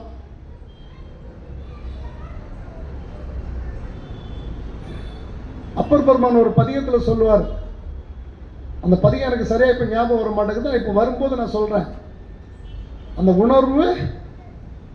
அந்த உணர்வால அபிஷேகம் திருமஞ்சன் நீராட்டுவாராம் சாமியை உள்ள உட்கார வச்சு. அந்த பாரிஜாத மலர்கள் எல்லாம் பறிச்சு தன்னுடைய தூய சிந்தனையால சாமிக்கு சாத்துவாராம். தூய சிந்தனைகள் இருக்கு இல்லையா, அதை பாரிஜாத மலரா நினைச்சு பறிச்சு சாமிக்கு போடுவாராம் உட்கார்ந்த இடத்துல. நல்லா யோசனை பண்ணுங்க. அந்த உள்ளுக்கு இருக்கிற உள்ளூர அன்பை வச்சு நைவேத்தியம் பண்ணுவாராம் சாமிக்கு. அந்த உள்ள அன்புல, அந்த உள்ள அன்பால சாமி எல்லாமே உள்ளுக்குள்ள அகம் பிரம்மாஸ்மி. அப்படியே உட்கார்ந்து பூஜை பண்றார் தினந்தோறும். அப்ப அவருக்கு என்ன கொடுத்திருப்பார் சாமி? தன்னையே கொடுத்திருப்பார். கொடுத்ததுனால தான் இன்னைக்கு அவரை பத்தி பேசிட்டு இருக்கோம். இப்போ எங்க அவருக்கு பணிவு வந்ததோ அந்த இடத்துல அந்த தேடி போய் கிடைக்காத அந்த திருவடியும் திருமுடியும் கிடைச்சது. அந்த பொய் சாட்சி சொன்னவர் சொல்லியிருக்கவே தேவையில்லை. அந்த பொய் சாட்சி அவருக்கும் சாமி இந்தா பார்த்துட்டு போ, ஒரு தரிசனம் வந்தா. அப்ப நம்மெல்லாம் என்ன பண்ணணும்? அந்த உள்ள அன்போட சாமி கிட்ட நம்ம பூஜை பண்ணணும். அப்படி உள்ள அன்போட நம்ம பண்ணோம்னா நமக்கு என்ன கிடைக்கணுமோ எல்லாமே கிடைக்கும். இந்த தில்லைவாழ் அந்தணர்கள் வந்து அந்த ஆலயத்தில் இருக்கிற பூஜைக்கு மட்டும்தான் தொண்டு செய்வாங்க, வேற எந்த வேலைக்கும் போக மாட்டாங்க. இந்த ஆலயத்தில் இருக்கிற பூஜைக்கு என்ன செய்யணுமோ அதை மட்டும் செய்வாங்க. இரவு போய் இன்னொரு இடத்துல தங்க மாட்டாங்க. அந்த தில்லையை விட்டு தாண்டி போக மாட்டாங்க. அவங்க கடல் தாண்டி போகவே மாட்டாங்க. அவங்க தான் தில்லைவாழ் அந்தணர்கள். இறைவனுக்காகவே தன்னையே அடிமைப்படுத்தி அடிமை திறத்தோடு இறைவன் மேல பதிகம் பாடுறவங்க பொய்யடிமை இல்லாத புலவர்கள். ஆணவம் இல்லாத, எந்த குலம் ஜாதி எதுவும் பார்க்காத, எந்த ஆணவம் இல்லாத, எந்த பணத்துக்கும் அடங்காத சாமியே பாடுறவங்க பரமனையே பாடுவார்கள். சிவனை தவிர வடகலையும் தென்கலையும் தென் தமிழும் கலந்து சிவன் மேல ஒரு கலவையா பாடுவார். சிவாவோ விஷ்ணுவோ அவங்கள தவிர யாரை பத்தியுமே பாட மாட்டாங்க. சதா சர்வ காலமும் சிவ சிந்தனையோடு இருக்கிறவங்க திருவாரூர் பிறந்தார்கள் தொகையடியார்கள். கருவறையே கைலாயமாக நினைத்து கதியே என்று கிடக்கிறவங்க தான் அந்த கருவறையை பார்க்கும் போதெல்லாம் கைலாயமா நினைப்பாங்களாம். அந்த கருவறையை கைலாயமா நினைச்சு சிவனே கதின்னு கிடக்கிறவங்க தான் முழு நீர் பூசிய முனிவர்கள். அதுக்கு அடுத்தது கற்பம், அனுகற்பம், உபகற்பம் என திருநீட்டினை கற்பம், அனுகற்பம், உபகற்பம் என்கின்ற 3 வகையான திருநீட்டினை தயாரித்து சாமிக்கு கொடுத்து சாமியை வேண்டிக் கொண்டு நிற்கிறவங்க தான் இந்த தொன்மை வாய்ந்த சிவன்பால் சித்தத்தை வைத்த சிவனடியார்கள். கற்பம், அனுகற்பம், உபகற்பம்னு விபூதியில் 3 வகை இருக்குது. 3 வகையான விபூதியை செஞ்சு தனித்தனியாக பிரித்து இது அடியார்களுக்கு, இது சாமிக்கு, இது நமக்குன்னு பிரித்து எடுத்து அதை தனித்தனியாக அந்தந்த காலத்தில் சாமிக்கு கொடுக்குற தொண்டு செஞ்சோம். இவங்க எல்லாரும் தொகையடியார்கள் 9 பேர். இப்போ எத்தனை பேர் சொல்கிறாரு? இப்போ சொல்லுங்க. 63 9 தொகையடியார்கள். 63 9 நம்ம ஒரு கவுண்டிங் கோசம் 63,000 வச்சுருக்கோம். அந்த பேரே இல்லாத பெயரோடு இருக்கிறவங்க, இது பேர் இல்லாத காரண பேரில் இருக்கிறவங்க. காரண பேர்னு தெரியும்ல, என்ன? ரோட்டில் ஒரு இடியாப்பம் விற்றுட்டு போவான், வா இடியாப்பம் அப்படின்னா வருவான். பேர் இடியாப்பமா இல்லை. அந்த மாதிரி 9 தொகையடியார்களை சாமி கும்பிட்ற அவங்களுக்கு ஒரு திருவடி வணக்கம். இப்போ இந்த சாமி என்ன பண்ணுறாரு? தினந்தோறும் பூஜை பண்ணுறாரு. பூஜை பண்ணி தன்னுடைய இதயத்தில் சாமியை நிற்க வச்சு அவருக்கு பூஜைகள் பெஞ்சு என்ன பூஜை பண்ணுறார்? மறவாமை யானமைத்த மனக்கோயில் உள்ளிருத்தி. மறவாமை, இந்த மறக்காத இடம் எது? மனம்தான். நமக்கு மனசு தான் இருக்கிறதுல கட்டுப்படுத்த முடியாதது. அந்த மனசு எல்லாத்துக்கும் இருக்குதுல்ல, எல்லாத்துக்கும் இருக்குதுல்ல, இருக்குதா இல்லையா? எங்க இருக்குது சொல்லுங்க? கண்ணு இங்க இருக்குது. எங்க இருக்கு? அதை சொல்லிட்டாங்க டக்குன்னு. எங்கம்மா இருக்கு? இல்லை பின்னாடி சோந்தாம்மா. எங்க இருக்குது? ஒவ்வொருத்தருக்கும் மனசுன்னு ஒன்று இருக்குது. இப்போ உடம்புல எந்த உறுப்புகள் எங்க? கண்ணு, காது, மூக்கு, வாய் எல்லாம் சொல்லிடுவோம். ஆனால் மனசு எங்க இருக்குதுன்னு யாரால சொல்ல முடியுமா? சொல்ல முடியாது. அந்த மனசு எங்க இருக்குதுன்னு தெரியாதவே நம்ம உடம்பு உள்ள வச்சா பாருங்க, அவன் தான் சிவபெருமான். அந்த மனம் எங்க இருக்குதுன்றது தெரியாது. ஆனால் மனம்னு எல்லாத்துக்கும் ஒன்று இருக்குது. அந்த மனம் எங்க இருக்குதுன்னு தெரியாதவே மனசுக்குள்ள வச்சான் இல்லையா, அவன் தான் சிவபெருமான். இப்போ இந்த அம்மா வீட்டிலேருந்து வந்தாங்க. இந்த அம்மா வீட்டிலேருந்து வரும்போது மடத்தில் என்ன சாப்பாடுன்னு கேட்டாங்க. நான் சொன்னேன், இன்னைக்கு ஒரு கலவை சாதம் பண்ணியிருக்காங்கம்மான்னு. ஏன்னா பார்சல் பண்ணியிருக்கேன். இப்போ டைம் போகணும், ஒரு 40 நிமிஷம். அந்த நேரம் மாட்டினாங்க, பேசிகிட்டே இருந்தேன். அப்போது என்ன அங்கேனாங்க, இன்றைக்கி மாஸ்டர் புதுசாக ஒரு கலவை சாதம் பண்ணியிருக்காரு. என்னங்க இன்றைக்கி விசேஷம்னாங்க. இன்றைக்கி இது வைகாசி மாதம் கடைசி சனிக்கிழமை, சனீஸ்வரனுக்கு ரொம்ப பிடிச்சனால அதனால் ஒரு சாதம் பண்ணலான்னு சொன்னார். அதனால நாங்கள் பண்ணிகிட்ருக்கோம். அது என்னையா சாதம்னார்? 18 விதமான காய்கறி அதை போட்டிருக்கோம், 9 விதமான கீரைகள் போட்டிருக்கோம். போட்டு இன்றைக்கி சமையல் பண்ணுறோம். சமையல் பண்ணி இந்த பேக்கிங் பண்ணிகிட்ருக்கேன். உடனே அவங்க சொன்னாங்க, அப்படின்னா அதை சாப்பிட்டு பாருங்க, எனக்கு ஒரு பார்சல் எடுத்து வைங்க அப்படின்னு சொன்னாங்க. அப்போ அவங்கள்ட்ட பேசும்போது அவங்க மனசு எங்கே இருந்தது? எங்கள் சாப்பாட்டில் இருந்தது. கரெக்டா? இப்போ அந்த பக்கத்தில் நிர்மலாமா உட்காந்துருக்காங்க. திடுப்புன்னு பேக்கை திறந்தாங்க. என்னன்னு கேட்டால், ஐயோ சாவியை வீட்டில் வச்சுட்டு நம்ம பூட்டாத. இங்கே கேட்டுட்டு இருக்காங்க. அவங்க மனசு வீட்டில் பூட்டு மேலே இருக்குது. அப்போ நம்ம மனசு எங்கே இப்போ இருக்குதுன்றது தெரியும். இப்போ உங்கள் மனசெல்லாம் இங்கே சொற்பொழிவில் இருக்குதுன்னு நம்புகிறேன்.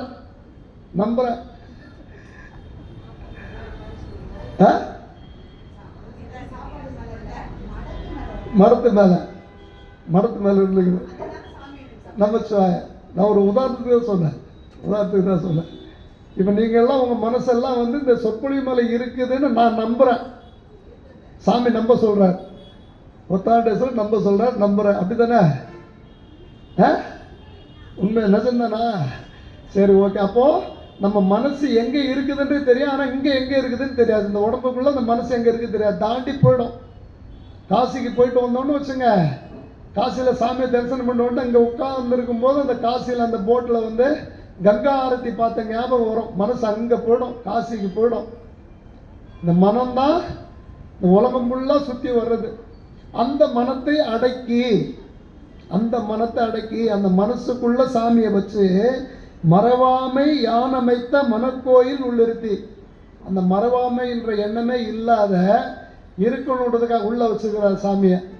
இல்லைன்னா எங்கே வீட்டில் பூஜையில் வச்சோன்னா என்ன பண்ணுவோம், பூஜை ரூமை பூட்டிட்டு வெளியே போயிட்டு வந்துடுவோம். இல்லை ஏதாவது ஃபோன் வந்துன்னா பேசுவோம். அவர் வச்சுக்கிறதே உள்ள, அந்த உள்ள வச்சா மறக்காது யாருக்கும். ஆமாம், நான் சுந்தர சொன்னாலே நட்டவா உன்னை நான் சொல்லும் நான் நமச்சுவேன். அந்த நாக்கு ஏன்னா நான் உள்ள வச்சிருக்கேன், அதனால அந்த மறவாமைன்றது இல்லாத அந்த மனசுக்குள்ள சாமியை வச்சு மனக்கோயில் உள்ளிருத்தி ஒளி விளக்கு சுடரேற்றி உறவாதி தனை உணரும் ஒளி விளக்கு சுடரேற்றி, உறவாதி தனை உணரும் ஒளி விளக்கு சூடேற்றி. அந்த உள்ளுக்குள்ள இருக்கு இல்லையா அந்த ஆன்மா, அந்த ஆன்மாவை பிரகாசமா எரிய விட்டாராம் சாமிக்கு ஒளி விளக்கு. இந்த உயிர் வரைக்கும் இந்த ஆன்மா இருக்கும். இந்த ஆன்மா வந்து பிரகாசமா எரியிற ஜோதி. அது யார் யாருக்கு எரியும்னா சித்தத்தை சிவன்பால் வைத்தவங்களுக்கு அந்த ஜோதி உள்ள தெரியும்.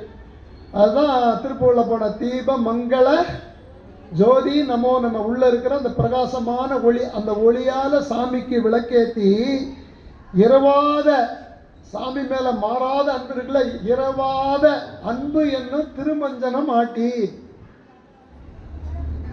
அந்த உண்மையான அன்பால சாமிக்கு திருமஞ்சனம் பண்றாராம். உட்கார்ந்த இடத்துல சாமிக்கு அந்த உண்மையான அன்பால திருமஞ்சனம் பண்றாரு. என்னும் திருமஞ்சனம் ஆட்டி அரவாணர்க்கு அன்பனும் அமுதை. நம்ம பண்ற சக்கரை பொங்கல் வெண்பொங்கல் இல்ல, அரவாணருக்கு அரவு ஆடும் அந்த பெருமானுக்கு அன்பு என்ற அந்த நித்திய சிந்தனையை நைவேத்தியமா பண்ணாராம். உட்கார்ந்த இடத்துல செலவே கிடையாது. எத்தனை பேர் நம்ம பண்ண போறோம்? அரவாணருக்கு அன்பனும் அமுதமைத்து அர்ச்சனை செய்தார்.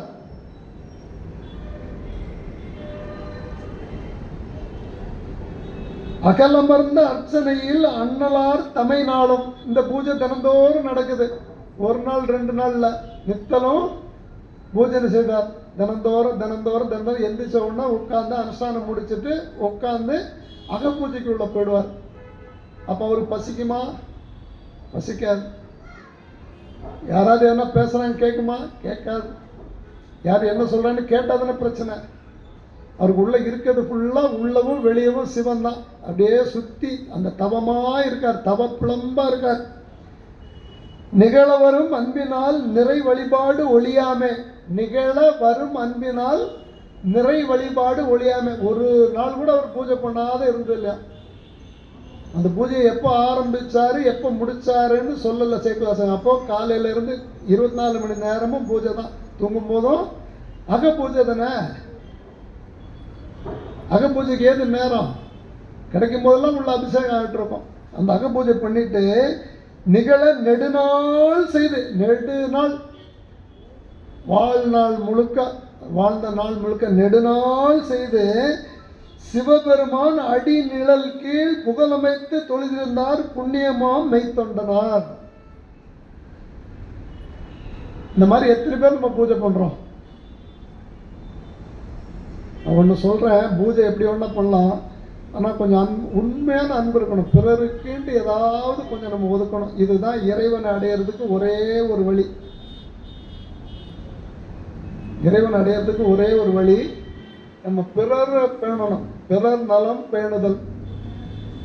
எல்லாம் ஒரே உயிர் தான். பிறப்போக்க எல்லா உயிர்க்கும், எல்லா உயிர்களும் சாமியை வணங்குது. புழு கூட சாமியை வணங்குது, கூண்டு கூட சாமியை வணங்குது. இல்லைன்னா அருகம்புல் மாலை ஏன் அவர் சாமி ஏற்றுக்கிறார்? ஒரு பூ பறித்து சாமிக்கு போடுறோம். அப்போ எல்லாமே சிவனை வணங்குற, சிவ பரம்பொருளை வணங்குற பொருட்கள் தான். அப்போ நம்மளால ஏன் அடுத்தவருக்கு ஒரு உதவி செய்ய முடியாது? பெருசா ஒன்றும் பண்ண வேணாம, முடிஞ்சது எந்த அளவு 10 ரூபாய் கச்சா ஒரு 2 ரூபாய், யாராவது ஒரு ஏழைக்கு ஏதாவது ஒரு ஏழை. நம்ம வீட்டில் இருக்கிறது மட்டும்தான் குழந்தை.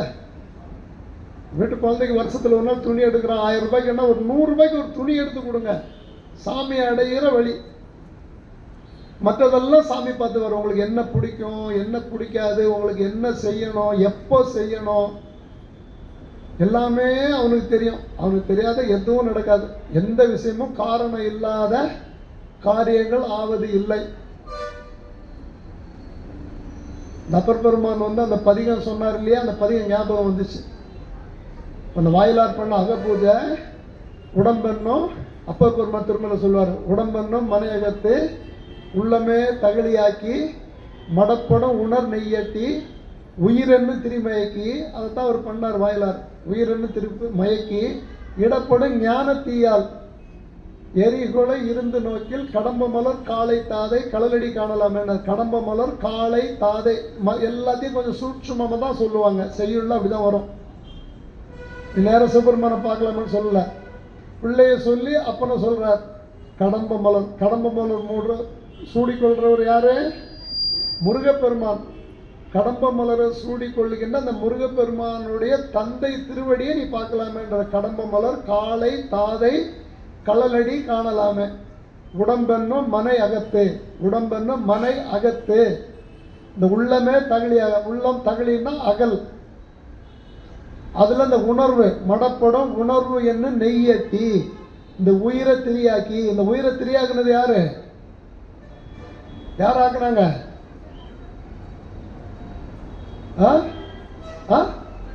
அப்பர் சாமி ஆக்குனாரா? இல்ல இல்ல, விஸ்வாமுத்திரர் ஆக்குனார். காயத்ரி மந்திரம் பாடினார் இல்லையா, இந்த காயத்தை திரியாக்கி பாடின மந்திரம் தான் காயத்ரி மந்திரம். உயிர் என்னும் திரிமயக்கி எல்லாம் ரெடி பண்ணியாச்சு. உடம்பு ஆக்கியாச்சு, உள்ளத்தை அகலாக்கியாச்சு, உயிரை திரிக்க ஆக்கியாச்சு, உணர்வு வந்து நெய்யாக்கியாச்சு. இப்போ இடப்படும் ஞானத்தீயால், ஞானத்தீ ஒருத்தருக்குள்ளே இருக்குது அந்த ஞானம். அந்த ஞானம் வரணும். இன்னைக்கு ஞானம் வரல. ஏன் கேட்டால் உடம்பு சரியில்லைன்ட்டாங்க. ஆமல்ல, நமச்சிவாய.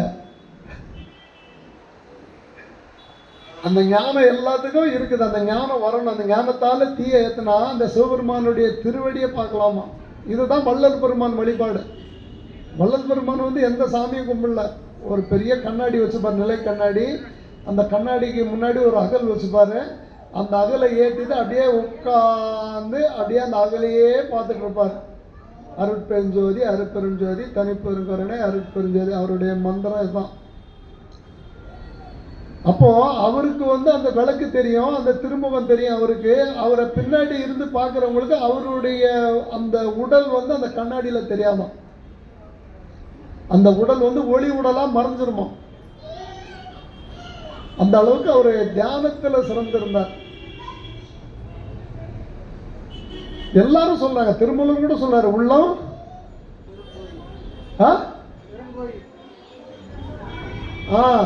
உள்ளம் பெருங்கோயில் ஊனுடம்பு ஆலயம் வள்ளல் பிரானாருக்கு வாய் கோபுரவாசல் தெல்ல தெளிந்தார்க்கு சீவன் சிவலிங்கம். அந்த மாதிரி தெல்ல தெளிந்து யார் சிவ பூஜை பண்றாங்களோ அவங்களுக்கு உள்ள இருந்து நம்மளை தினந்தோறும் போட்டு பிசைஞ்சு எடுக்கிற அந்த 5 மாயா சக்தி இருக்குது இல்லையா, அந்த 5 மாயா சக்தியிலும் சுடர் விட்டு எரிய ஆரம்பிச்சிடும். கள்ள புலன் என்னும் காளாமணி விளக்கு, கள்ள புலன் 5 காளாமணி விளக்கு. காளாமணி விளக்குன்னா என்ன? அணையாத சுடர். அது காளாமணி விளக்கு. சாமி முன்னாடி ஒரு விளக்கு ஒன்று இதில் போட்டுமா தொங்கிட்டு இருக்கோம். அது உள்ள வந்து எண்ணெயை போட்டு ஏற்றிட்டு போயிடுவாங்க. எத்தனை நாள் ஆனாலும் எரிஞ்சிட்டு எண்ணெயை மட்டும் ஊற்றிக்கிட்டே இருப்பாங்க. அதான் காளாமணி விளக்கு. அந்த காளாமணி விளக்கு மாதிரி உள்ள இருக்கிற அந்த கள்ளப்புலன் நம்மளை ஆட்டி படைக்கிற வஞ்சக புலன் மலங்க புலன் என்றும் வஞ்சனையே செய்ய, அந்த வஞ்சனையை செய்ய தூண்டுற அந்த 5 சக்திகளையும் அடக்கி அதிலிருந்து ஒளி வெளிப்படுத்துவாராம் சாமி. அந்த மாதிரி அகப்பூஜை பண்றவங்களுக்கு, அந்த மாதிரி அகப்பூஜை பண்ணி சிவபெருமானுடைய திருவடி நிழல்ல பூசலார் சாமிகள் இன்றும் அங்கே உட்கார்ந்து சாமிக்கு பண்ணிட்டு இருக்கார். நிகழவரும் அன்பினால் நிறை வழிபாடு ஒளியாமே திகழ நெடுநாள் செய்து சிவபெருமான் அடி நிழல் கீழ் புகழ் அமைத்து தொழுதிருந்தார் புண்ணிய மெய் தொண்டனார். அதுக்கப்புறம் அவருக்கே அது பிறவி அதனால தானே இப்போ பேசிட்டு இருக்கோம். புகழ் அனைத்தையும் சாமி மேலே செலுத்திட்டாரு. அவர் எண்ணங்கள் ஃபுல்லாக சாமி மேலே, சிந்தனைகள் சாமி மேலே, அகப்பூஜை பண்ணுறாரு. அந்த ஆறா அமுத அந்த ஆறா அமுத தினந்தோறும் ஒன்றார். ஆறா அமுதுன்னா என்ன? அளவுக்கு மீறினா அமிர்தமும் நஞ்சு. அப்போ இது என்ன ஆறா அமுது? ஏதாவது சாப்பிட்டா திகட்டணும்ல. இப்போ இவரு திகட்டலன்றாரு. என்ன, எப்படி அது? எதுவாக இருந்தாலும் சரி, நமக்கு என்ன பிடிச்சிருந்தா பிடிக்கலையோ கொஞ்சத்துக்கு மேலே சாப்பிட முடியாது. அமுதா இருந்தாலும் அளவுக்கு மீறினா நஞ்சு தான். அது என்ன ஆறா அமுது? நம்ம ஆலயத்துக்குள்ளே போகிறோம், ஃபுல்லாக உள்ள அடியார்கள் நிற்கிறாங்க. அப்படியே பார்க்குறோம், சாமி முகம் தெரியல. உடனே கொஞ்சம் அப்படி தள்ள சொல்கிறோம், தெரியல. அதுக்கப்புறம் நந்திய பெருமான் பக்கத்தில் உட்காந்து குனிஞ்சு அப்படி சாமியை பார்க்குறோம். பார்த்துட்டோம், ஒரு சந்தோஷம். அதுக்கிடையில் கொஞ்சம் முன்னாடி மூவ் ஆகுறாங்க. மூவ் ஆன உடனே அப்படி படிக்கட்டு வரைக்கும் போயிட்டோம். படிக்கட்டு போன உடனே ஒரு 2 பேர் இப்படி விலகுறாங்க. எட்டி பார்த்துட்டோம். பார்த்துட்டோம். அதுக்கப்புறம் திருப்பி சாமி கிட்ட போகிறோம். கிட்ட போயிட்ட உடனே எல்லாம் ஒதுக்கிட்டாங்க. ஒரு 10 பேர் இருக்காங்க. அந்த 10 பேரில் ஒருத்தர் முன்னாடி ஒரு ஹைட்டாக நிற்கிறாரு. நின்ற சீட் நெடுமாறன்னு வச்சுங்களேன், நிற்கிறாரு. அவர் இப்படி முதுகு காட்டுறாரு. எட்டி பார்க்குற சாமி. பார்த்துட்டோம். இப்போ அவரும் போயிட்டார். இப்போ சாமி கிட்ட போயிட்டோம். அங்கே நின்று சாமி தரிசனம் பண்ணுறோம். பா நல்ல தரிசனம்பா, நமஸ்கார் அப்படின்ட்டு திருப்பி சுற்றி வரோம். சுற்றி வந்துட்டு திருப்பி இடது பக்கம் நின்று ஒரு எட்டி பார்த்துக்கிறோம். அதுக்கப்புறம் திருப்பி போய் நடராஜ பெருமானை சுற்றி வரோம், அம்பாவை சுற்றி வரோம். சுற்றி வந்துட்டு இப்படி வந்து பார்த்துட்டு இப்படி பார்க்குறோம். அந்த பார்க்க தவிட்டாத இன்பம் சிவபெருமான் தான். அதைத்தான் சொன்னார், ஆறா அமுதே. எவ்வளோ சாப்பிட்டாலும் திகட்டாது. அவருடைய அன்பு மட்டும்தான். ஆறா அமுதே, அளவில்லா பெம்மானே. யாருக்கு? ஓதாதார் உள்ளத்தில் ஒலிக்கும் ஒளியானே. அந்த மாதிரி நம்ம பக்தியை நம்ம கொண்டு போகணும். சிவபெருமான் கிட்ட நம்ம கொண்டு போகணும். கொஞ்சம் கொஞ்சமா கொண்டு போகணும். அப்படி கொண்டு போய் அகப்பூஜையில் முழுமை அடைஞ்சிட்டோம்னா அந்த சிவபெருமானுடைய நிழல்ல எப்படி உட்கார்ந்துருப்போம்? சொல்லுங்க கெத்தா. எப்படி சொல்லுவீங்க? எப்படி இப்படியா? அப்பர் பெருமான் சொல்றா இல்லையா, இருமாந்து இருப்பன்களோ ஈசன் பல்கணத்துள் எண்ணப்பட்டு சிறுமான் ஏந்தி என் பெருமான் சேவடி கீழ் சென்று அங்கு இருமாந்து இருப்பன்களோ. சிவபெருமானே தன்னுடைய மழுவை வச்சுட்டு அம்பாள் கூட நவமணி பீடத்துல அப்படி மணிமேடை மேல அப்படி உட்கார்ந்து இருக்கும் போது அவரு திருவடிக்கு கீழே அப்படி உட்கார்ந்துருப்போமா. இருமாந்து சிவபெருமான் உள்ள வந்துட்டாருன்னா லாஸ்ட்ல கொடுத்துடலாம். சிவபெருமான் உள்ள வந்துட்டாருன்னா நமக்கு உள்ள இருக்கிறதெல்லாம் வெளியே போயிடும். உள்ள இருக்கிறதெல்லாம் வெளியே போயிடுச்சுன்னா சிவபெருமான் மேல ஒரு அன்பு வந்துடும். அந்த அன்பு தான் இருமாந்து. அப்படி அங்கே உட்காந்துருப்போம். இருமாந்து இருப்பன்களும் எம்பெருமான் பல்கணத்துள் எண்ணப்பட்டு. அங்க இருக்கிற சிவகணங்களா ஆக்கிட்டு வரான் சாமி. நம்மள பிறவி கிடையாது. நல்லா புரிஞ்சுங்க. பிறவி வேணான்னா அகப்பூஜை பண்ணணும்.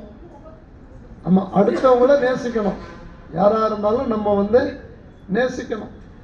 நம்மளால மணிமேகலை மாதிரி தொண்டுல சேர்ந்துக்கணும். எல்லாத்துலேயும் சாமி இருக்காரு, எல்லாரும் உள்ளத்திலும். அதை நம்ம எப்படி அதை வெளியே கொண்டு வரணும்னு தெரியல. அதுக்காக தான் இந்த மாதிரி சொற்பொழிவுகள், இந்த சமய தொண்டுகள் இதெல்லாம் செஞ்சு உங்களை பக்குவப்படுத்துறதுக்காக தான் இந்த ஆலயத்தில் இருக்கிற திருமலிசை அடியார் பெருமக்கள், ஆலய நிர்வாகிகள் உத்தரவோட இந்த மாதிரி திருப்பணிகளை பண்ணி. இது ஒரு திருப்பணி தான், மனசை சுத்தம் பண்றது. இது மனசு இன்னைக்கே சுத்தமாயிடுமா? ஆகாது, கண்டிப்பா ஆகாது. தினந்தோறும் பண்ணிட்டு இருக்கணும். பித்தளை பாத்திரம் இது கழும்பு ஏறிடும். டெய்லி போன உடனே ஒரு துளக்கி வைக்கணும். நம்மளாம் பித்தளை பாத்திரன்றதுக்கு ஒரு உதாரணம் சொல்லுங்க. என்ன உதாரணம்? பித்தளை பாத்திரம் துளக்குற மாதிரி துளக்கணும்ல. ஆமா, ஒரு தடவை பூசுறீங்கன்னா 1 மணி நேரம் செஞ்ச பேன போயிடும். திருப்பி ஒரு தடவை, அப்ப 24 தடவை ஒரு நாளைக்கு பேர் பூசணும். ஏன்னா 24 மணி நேரம் இருக்கு இல்லையா? 24 தடவை போச்சுன்னா ஒரு நாள் பாவம் கழிஞ்சிடும். புரியுதுங்களா? இந்த ஒரு சில ஆலயங்களில் சாமி ஆடுறவங்கள தப்பா சொல்ல, இந்த சாமி ஆடுவாங்க. சாமி ஆடி முடிச்ச உடனே அந்த உடுக்கு அடிக்கிறவங்க கேட்பான், கோவிந்தா என்றவுடன் குறைகளெல்லாம் போனதா பாப்பா, கோவிந்தா என்றவுடன். எனக்கு சாமி ஆடுறது அந்த அந்த லாஜிக்கெல்லாம் நமக்கு இல்லை. ஏன்னா 10,000 பேர் 1,00,000 பேர் கோடிக்கணக்கில் கும்பமேளாவில் வராங்க. சிவனடியார்கள் சிவ தொண்டர்கள் அப்படியே வருவாங்க, தன்னை மறந்து உட்காந்துருப்பாங்க. அவங்க சாப்பாடு கிடையாது, துணி கூட கிடையாது, போங்க துணி கூட கிடையாது, அப்படியே உட்காந்துட்டு இருப்பாங்க. ஒருத்தர் கூட சாமி வராது, சாமி வராது. சிவபெருமான் உள்ள இருக்கும்போது வேற யாரும் எங்க இருந்தோம்? அப்போ அந்த உடுக்கைக்காரன் அந்த உடுக்கை வச்சுருக்கப்பா கிட்ட வந்துட்டு, கோவிந்தா என்றவுடன் குறைகளெல்லாம் தீர்ந்ததப்பா. தீர்ந்துச்சாப்பான்னு கேட்கல, தீர்ந்ததப்பா அப்படின்ட்டு கேட்பான். உனக்கு என்ன வேணும்? ஏற்றமா? இல்லைன்னா ஏதாவது ஒன்றும் இல்லை, சாப்பாட்டில் இல்லைன்னு சொல்லுவோம். அதெல்லாம் மூட நம்பிக்கை, அதெல்லாம் மூட நம்பிக்கை. அதெல்லாம் கொஞ்சம் கொஞ்சமாக விட்டுருங்க. சிவபெருமானை பற்றி சிந்திங்க. சிவபெருமான் சொன்னால் எனக்கு பிடிச்ச சாமியை பற்றி பேசுகிறேன். எல்லாருக்கும் ஒரு ஒரு சாமி பிடிக்கும்.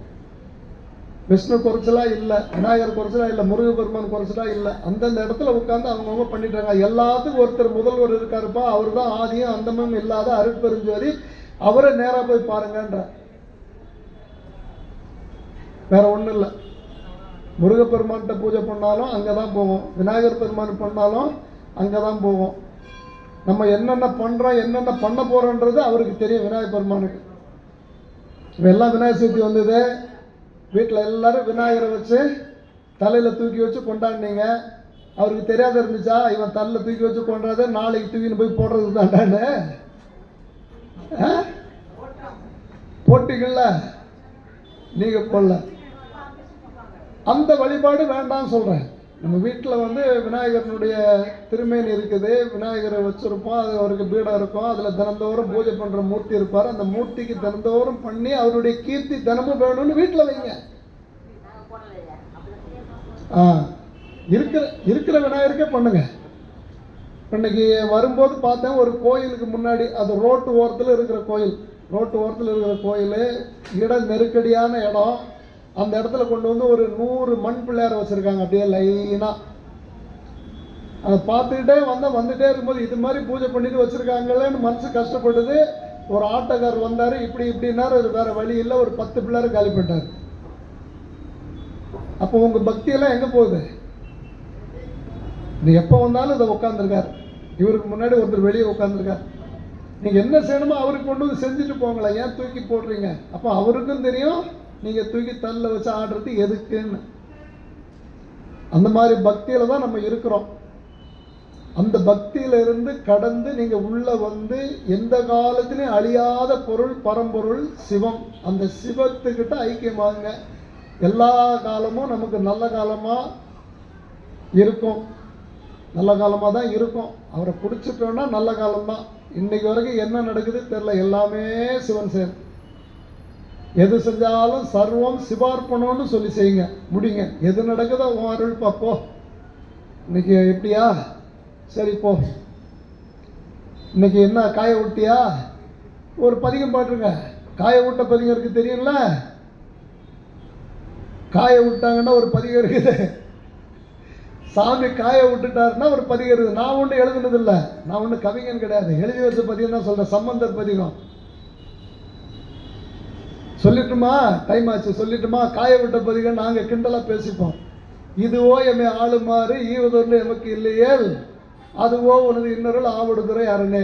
திருவாடுதுறையில் சம்பந்த பெருமான் பொன் வேண்டி பாடிய பதிகம். இடரினும் தளரினும் எனதொரு நோய் தொடரினும் உணகழல் தொழுதெழுவேன், கடல்தனில் அமுதோடு கலந்த நஞ்சை மிடரினில் அடக்கிய வேதியன. இதுவோ எம்மை ஆளுமாறு ஈவதொன்று எமக்கு இல்லை. நம்ம எதாவது ஆசைப்பட்டால் கிடைக்கலையா, இதுதான் காஞ்சப்பட்ட பதிகம்னு பேர். இதை பாடணுன்னா கொடுத்துருவார் சாமி, அது தெரிஞ்சுங்க. இதுவோ எம் ஆளுமாறு ஈவதொன்று எமக்கு இல்லையா, அதுவோ உனது வாளினும் சாவினும் மருந்தினும் போய் வீழினும் உணகலல் விழுது தொழுவேன் தாளிலம் தயம்புனால் தடங்கு சென்னி கோளில மதி வைத்த புண்ணியனே. எல்லாம் சாமியினுடைய பெருமை தான் சொல்லுவார். அந்த சாமியினுடைய பெருமையை சொன்னாலே நம்ம கேட்க தேவையில்லைன்றாரு சம்பந்த பெருமான். நல்லா புரிஞ்சுங்க.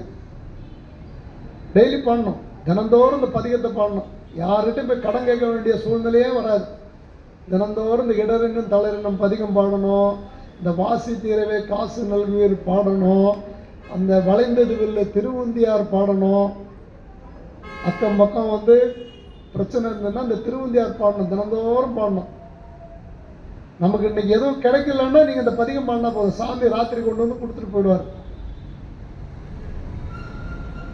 இத்தனை பெருமைக்கு உரிய சைவ மதத்துல நம்ம இருக்கிறோம். இந்த சைவ கொழுந்தனுடைய திருவடி நமக்கு என்னைக்கு கிடைக்குதோ அவருடைய அருள் நமக்கு முழுசா கிடைக்கணும். எப்போ கிடைக்கும்ன்றது தெரியாது. நம்மெல்லாம் அதுக்கு உண்டான ட்ரைனிங்கில் இருக்கிறோம். அந்த ட்ரைனிங்கை முழுசாக முடித்து நீங்களும் பிஹெச்டி வாங்கணும். இறைவனுடைய திருவருள் உங்களுக்கு எல்லாருக்கும் பூரணமாக நிறைஞ்சு இருக்கணும் என்று கூறி இதுவரை அமைதியோடு உட்கார்ந்து, ஏன்னா உங்களுக்கு வந்து பிரம்மா எழுதின நேரம் முடியுது. இதுவரைக்கும் அமைதியாக இருந்து இந்த சொற்பொழிவை கேட்டு சிந்தித்த பிறருக்கும் போய் சொல்லணும். நம்மளாம் இப்படி பூஜை பண்ணணும், அக பூஜை பண்ணணும், புற பூஜையில் வந்து ஒன்றும் இல்லை, தினந்தோறும் உட்காந்து வழிபடணும். எந்த கோயிலில் போய் முண்டி அடித்து சாமி பார்த்தாலும் ஒன்றும் பிரயோஜனம் கிடையாது. நீ உட்கார்ந்த இடத்துல சாமி ஒரு நாள் வந்தாருன்னா அதுதான் உங்கள் பூஜைக்கு உண்டான வெற்றி. ஆமாம், ஆடு காடு நாடு தேடின்னு கிடைக்காத சிவபெருமான் உட்கார்ந்தா வந்துடுவார். பாவக்காய் எங்கே போனாலும் பாவக்காய் தான். நீங்கள் காசியில் குளிப்பாட்டினாலும் கைலாயத்தில் குளிப்பாட்டினாலும் அது கசப்பு மாறாது. அந்த கசப்பு மாறுற மருந்து சிவபெருமான்கிட்ட இருக்கு. அந்த மருந்தை சாப்பிட்டு மனதார சிவபெருமானை நினைச்சு எல்லாத்துக்கும் ஒரு காரணம் அது நீ தான் அவர்கிட்ட முழுசா நம்ம ஒப்படைச்சிட்டோம்னா நமக்கு எல்லா நாளும் திருநாள் தான். நமக்கு எல்லா நாளும் பிறந்த நாள் தான். எல்லா நாளும் நமக்கு பிறந்த நாள். அப்ப நமக்கு பிறவாத நாள் எது? சாமியை பேசாத நாளெல்லாம் பிறவா நாள். அதனால சாமியை தினந்தோறும் பேசி நம்ம எல்லாரும் தினந்தோறும் பிறந்த நாள் கொண்டாடணும்னு சொல்லி இத்தோடு என்னுடைய உரையை நிறைவு செய்கின்றேன். திருச்சிற்றம்பலம். இதுவரை அமைதியாக இருந்து செவி குளிர கேட்டு இன்புற்ற அடியார் பெருமங்கள் திருப்பாதத்தை வணங்கி, ரொம்ப சிரமத்தில் வந்து இடையில நீ உடம்பு சரியில்லை ஐயாவுக்கு, அப்படி இருந்தோம் எல்லாத்தையும் கரெக்டாக நேர்த்தியாக பண்ணி முடித்த திருமலிசை அடியார்களையும் வணங்கி ஆலய நிர்வாகிகளையும் வணங்கி முடித்துக் கொள்கிற திருச்சிற்றம்பலம். இப்போ உங்களுக்கு எல்லாம் ஒரு பத்திரிக்கை கொடுப்பாங்க, நோட்டீஸ் ஒன்று கொடுப்பாங்க கையில்.